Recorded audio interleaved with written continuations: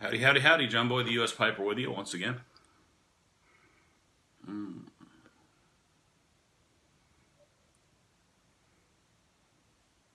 Just kind of checking in. Still chooching the Escudo, Navy Deluxe. This one has really grown on me. Nice little Italian basket pipe. Got from Brother James over at Pipe Club months and months and months ago. One of those I convinced I was probably getting for my wife, and actually it was really big and a little bit big for her. And when I felt it, I'm like, nope, nope, this one's for me. False alarm, honey. Which she was pretty much like, yeah, that looks like a U pipe. So, and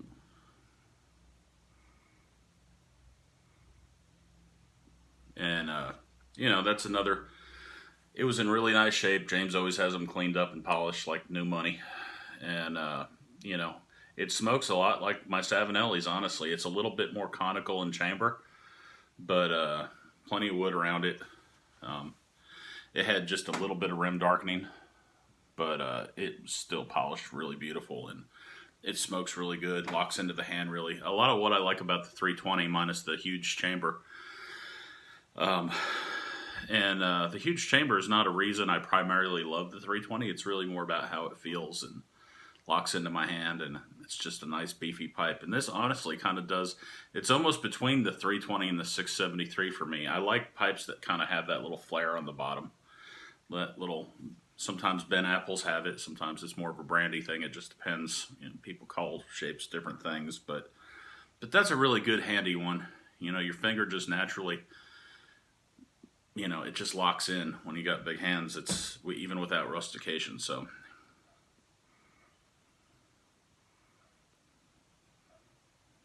one of the many baskets that's more than it appears to be at first glance. It looks like just a cheap basket pipe that happens to look pretty. It's got a fair amount of fills on one side. Oh, that's the money side. That's the side where you see why it got pushed to a second or a basket. There's a few fills here or there in it, but they don't hurt anything. This thing's beefy. I mean, those aren't running anywhere near the chamber, so they're not hurting a thing as far as how it smokes, and it smokes quite well, quite well. Enjoying this Escudo.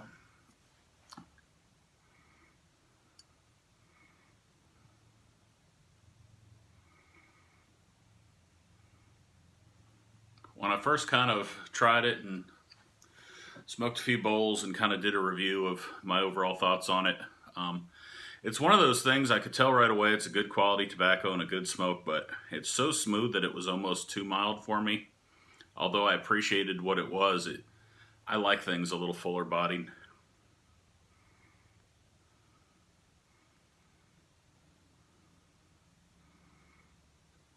But it's one of those things, the more time you spend with it, the more you get out of it. Also, folding stuff, this is really good because you do get a little bit more out of it that way, I feel like. This I kind of did a hybrid pack on, which I kind of balled it, rubbed it out and balled it, loaded the ball, and then put all the fluff on top of it.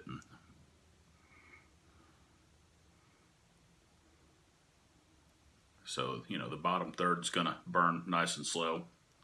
I've been doing a folding stuff in a 673 the last few days. And I fold it over and fold it over again, then I kind of do the loosening twist. I mentioned that in a VR I'll also post shortly, so some of this is repetitive. But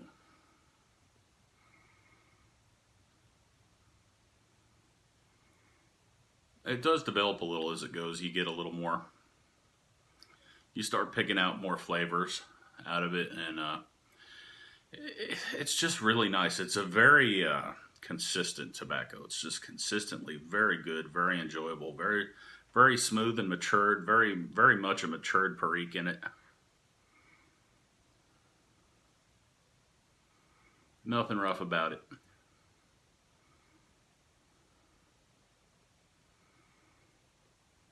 So if you're coming from like Elizabethan or something that's got a little rougher edges and a little more toast to it, it can kind of seem almost a little boring in comparison. But the more you smoke it, the more you really get to like it. And then you start understanding why everybody likes this stuff that much. because it's just that it really is a really good, wonderful quality tobacco. And I'm really enjoying it. So I just thought I'd do a quick kind of almost another look at it.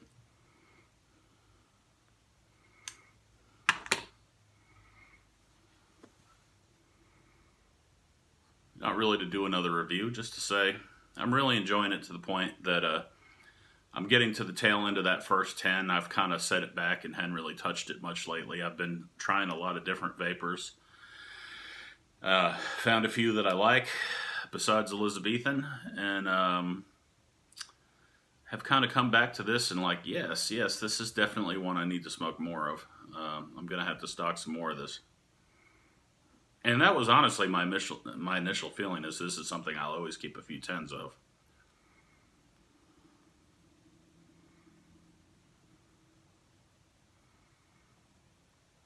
But as different as it is from Elizabethan, it's also very much the same for me. And as far as it's something that it's so consistent in what it is that when I want that thing, I know that thing is there and I know that thing will be exactly the way I remember it and that I will enjoy it.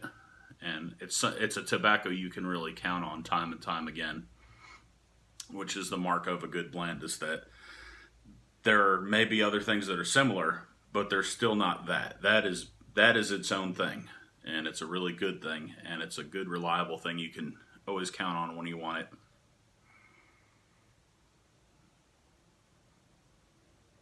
And the more time you spend with it, the more you realize that's just something you may as well plan on having around. So, plenty of TP and hand sanitizer and all that stuff. But I wish that I had laid in a few more 10s of that. I may have to order another 3 10s or so just to tide me over through the whatever the heck is going on or not going on. But I'd do that anyway, so that's tongue-in-cheek. But yeah, just thought I'd break out a cool little basket pipe. You don't always have to drop $100 or $200 or $300 to get a good pipe. You know, some of these basket pipes are really good smokes. You know, it just don't be afraid. You know, this one's an Italian-made basket that somebody had and loved a little bit, and just had all the right things to be a good smoker.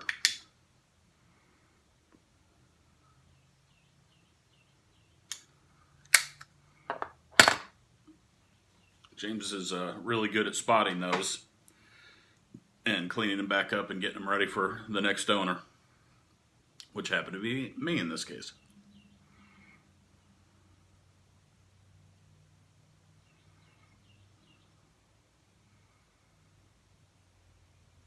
And I've got it broken in, but there's not a lot of cake in there, so I hadn't really got it ready for any specific type of rotation, but I'm thinking it may be a Vapor Virginia pipe, just because it's nice and thick wall, it fits the hand well, and that's a type of smoke I'm liable to sit there for an hour with.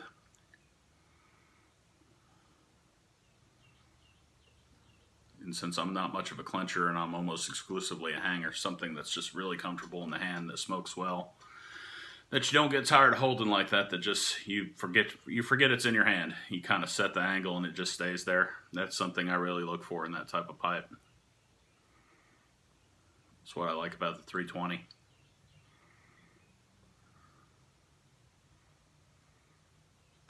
So this does it with a little less mass, and a little more elegance maybe in the lines, but don't be afraid to love a basket pipe. It doesn't need a name brand to be a great pipe. It's okay. I have like half a dozen Bones pipes, and those are like $40, $50 pipes, and they're great pipes. Got one sitting right here that I smoke a lot, and it is a great pipe. I can say that I think about every one of them I have, so.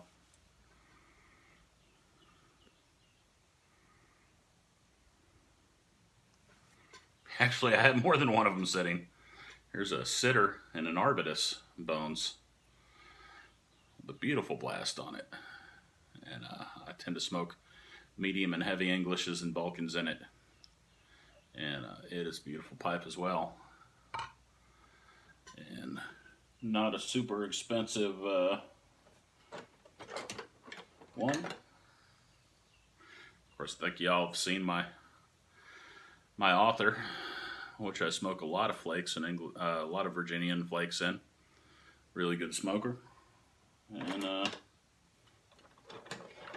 I've actually got two of the large Ben apples that again has that little bit of flare, kind of a little bit of a flare. It's hard to pick up on camera as much, but it also does that lock-in thing.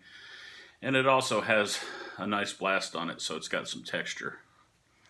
And I'm kind of a sucker for a saddle stem, so, you know, you can kind of tell what makes a pipe something I'm going to really fall in love with. The other day I was smoking it, and this is a little estate I picked up. It's a Perrianelli. Beautiful lucite on this one. And that was fairly affordable.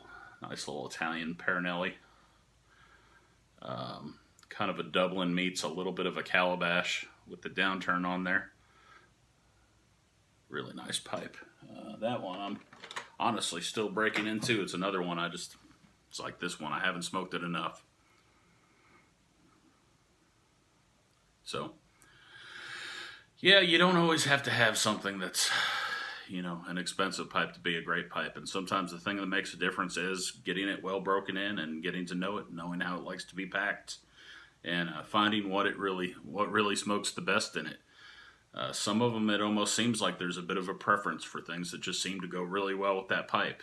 And finding the right niche in your rotation with it, you know, can make a big difference. And getting it broken in so there's at least a thin, you know, you don't have to build up a bunch of cake. That's not everybody's thing. But, you know, just a little bit. A little bit goes a long way towards helping it handle moisture better and, you know, protecting it a little bit. And just seems to smoke better once it gets seasoned for the type of thing that you're going to smoke in it. I think most pipe smokers would probably agree with that historically. And then you have the folks that don't really meaningfully build up any real cake. And I've done things that way too. And I've kind of arrived at the happy medium position of, you know, I think a little bit of cake, you know. I'm not going to have one where you can't get a big pin in the center of it, but, you know, if it's got like a business card or you know, so worth of cake in it, that's probably ideal to me. You know, they just seem to do really well once they have a little bit. And I don't know. A lot of it's opinion, a lot of it's, you know, just personal choice, how you want to do things. And then you got to find your own way in this thing, find out what works for you. But yeah, I mean, a lot of people starting out, they'll just have a couple cobs and they'll start looking at all these pipes everybody has and thinking, man, I'm never going to have, you know, that. And the thing is, you can grow your rotation, you know, a little bit at a time. It doesn't have to be all $300 pipes or $500 artisan pipes. And those are wonderful, don't get me wrong, if those are things that you like. And, you know, there's nothing wrong with spending money on a really well, beautiful, you know, perfect pipe, which is what you should be getting for that kind of money, is where everything's ideal. It looks great, it smokes great, the geometry's perfect on it. You know, that's, you know, you're not necessarily getting hundreds of dollars worth of difference, but you are getting the best of the best for what you're paying for those. And if you're somebody that's been at it long enough, you know, that's what you want to do, there's not a thing in the world wrong with that.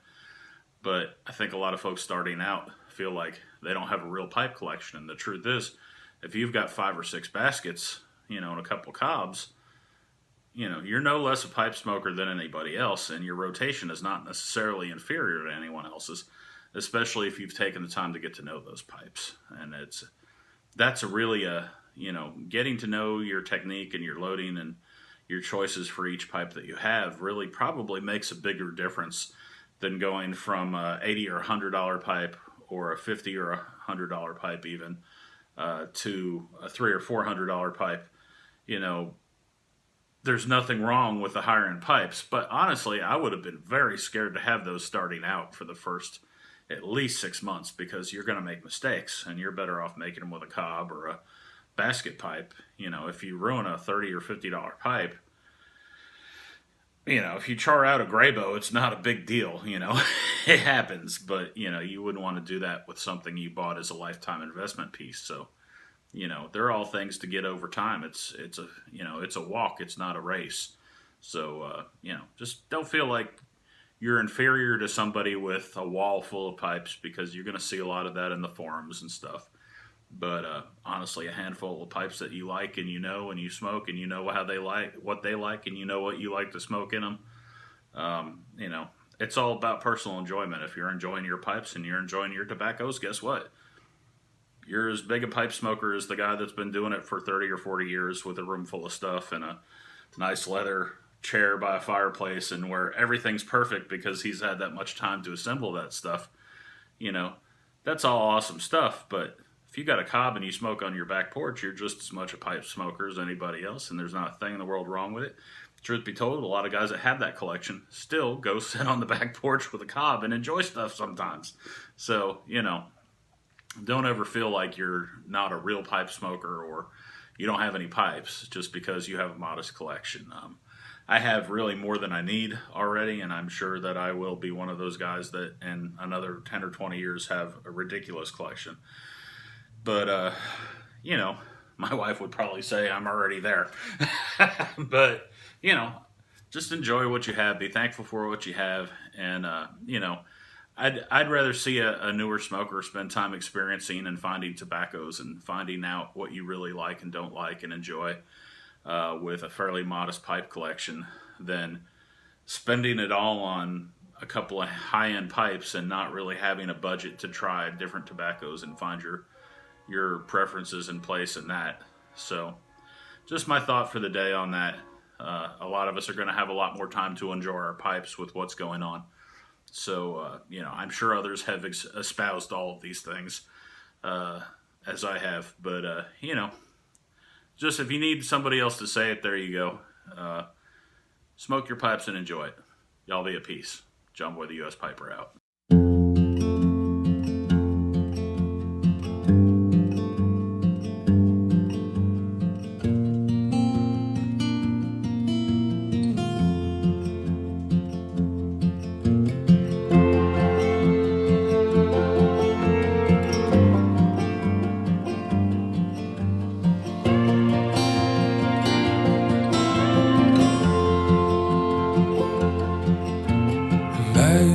All of your days shine brightly, and your nights blessed with peace wherever you lay down to sleep.